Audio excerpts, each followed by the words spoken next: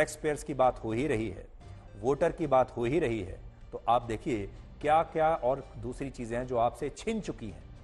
अब आप ये देखिए कि सड़क ही नहीं बल्कि इस देश के लोगों ने साफ हवा के अपने अधिकार को भी खो दिया है।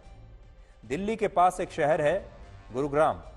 गुरुग्राम में 2 वर्षों के बाद पहली बार हवा की गुणवत्ता सबसे अच्छी रही है और एयर क्वालिटी इंडेक्स 35 के आसपास दर्ज हुआ है। यानी 2 साल के बाद पहली बार एक ऐसा दिन आया है जब गुरुग्राम में रहने वाले लोगों ने साफ हवा में सांस ली है। 2 साल में एक दिन ऐसा आया है। गुरुग्राम भारत की साइबर सिटी माना जाता है, जहां औसतन हर व्यक्ति सालाना 2.5 लाख रुपए का टैक्स सरकारों को देता है। इसके बावजूद वहां लोगों को साफ हवा में सांस लेने के लिए 2 साल में एक दिन मिलता है। और गुरुग्राम के लोग आज खुश हो रहे हैं। वो शायद आज जश्न मना रहे होंगे कि उन्हें कम से कम 2 साल में एक दिन तो ऐसा मिला जब उन्होंने साफ हवा में सांस ली है, और यही इस देश की कड़वी सच्चाई है।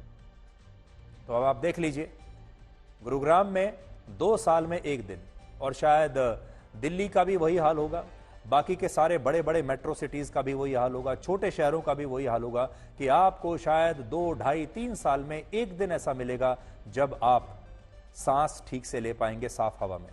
तो आप वोट डालते रहिए, टैक्स देते रहिए, लेकिन आपको साफ हवा नहीं मिल रही। आप वोट डालते हैं, टैक्स देते हैं, लेकिन आपके हिस्से की सड़क कोई और लूट कर ले जा चुका है।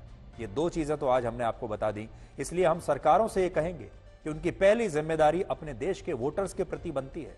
उनकी पहली जिम्मेदारी अपने देश के टैक्स पेयर्स के प्रति बनती है। आप टैक्स तो लेते हैं, लेकिन बदले में क्या दे रहे हैं? क्या सड़क दे रहे हैं? क्या फुटपाथ दे रहे हैं?